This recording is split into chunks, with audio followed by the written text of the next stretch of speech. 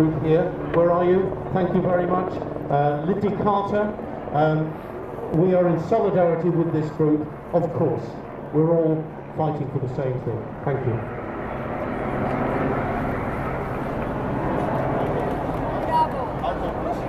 Can you hear me?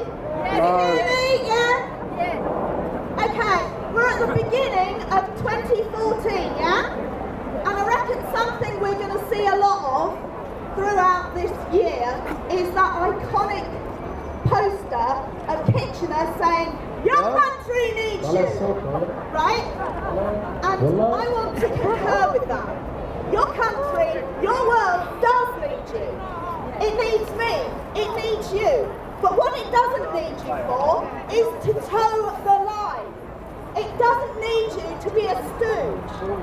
What is civic responsibility? What is taking responsibility as an adult in our society?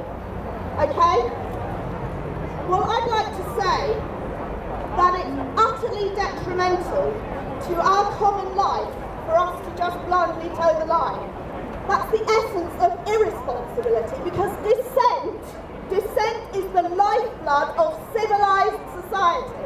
Dissent is the lifeblood of civilized society.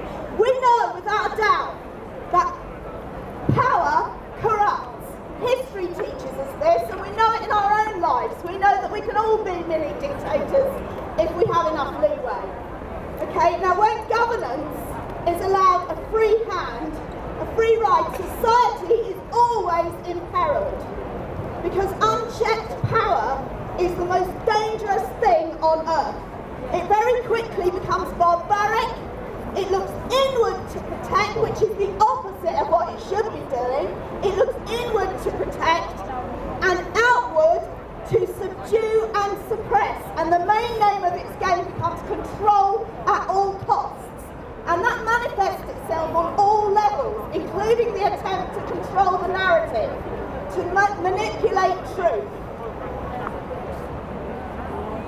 And the facts of Guantánamo and the facts of Chelsea Manning's trial illustrate that 100%. Chelsea Manning was an intelligence analyst in the US Army who went out to Iraq in 2009 to do her bit, to play her part in society. In a statement she wrote to Obama last year, she says, "I initially agreed with these methods and I chose to volunteer to help defend my country. It was not until I was in Iraq and reading secret military reports on a daily basis that I started to question the morality of what we were doing. It was at this time that I realised in our efforts to meet the risk posed to us by the enemy, we had forgotten our humanity. We consciously elected to devalue human life, both in Iraq and Afghanistan. When we engaged those we perceived were the enemy, we killed innocent civilians. Whenever we killed innocent civilians, instead of accepting responsibility for our conduct, we elected to hide behind the veil of national security and classified information in order to avoid any public accountability."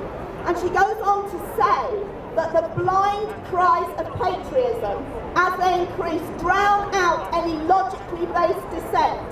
And this is where we really see the attempt to control truth, to make the story what those in power want it to be, the attempt to control dissent.